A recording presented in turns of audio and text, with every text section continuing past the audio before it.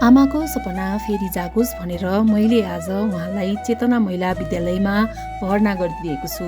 यो केवल एउटा भर्ना मात्र होइन, उहाँको अधुरो शिक्षालाई फेरि सुरु गराउने प्रयास पनि बनेको छ। सानै उमेरमा घर परिवारको जिम्मेवारीले पढाइ त छुट्यो, तर आज उहाँ फेरि किताब समात्दै हुनुहुन्छ। उहाँको अनुहारमा देखिएको त्यो खुसी र आत्मविश्वास मेरो लागि सबैभन्दा ठुलो उपहार बनेको छ। मलाई गर्व छ, मलाई मेरी आमाको लागि केवल विद्यालयको ढोका खोलेको होइन, उहाँको सपना फेरि बाँच्ने बाटो खोलिदिएको छु।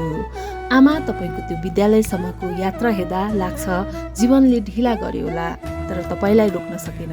अब तपाईँ केवल आफ्नै लागि पढिरहनु भएको छैन, तपाईँले समाजलाई पनि सिकाइरहनु भएको छ कि सपना देख्न उमेरले कहिले रोक्दैन।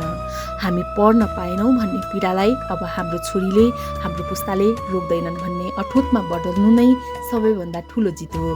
समयले रोक्यो, परिस्थितिले थिच्यो, तर इच्छा शक्तिले भने हराउन सकेको छैन। आज तपाईँ जस्ता आमाहरू अब फेरि कापी कलम समाउनुहुन्छ, त्यो केवल अक्षर सिक्न मात्र होइन, त्यो आत्मविश्वास फर्काउनु पनि हो। चेतना महिला विद्यालय जस्तो स्थान केवल विद्यालय होइन, धेरै आमाहरूको दोस्रो सुरुवात हो। त्यहाँ जाने हरेक आमा आफ्नो विगतको पीडा बोकेर आउनुहुन्छ, तर फर्किँदा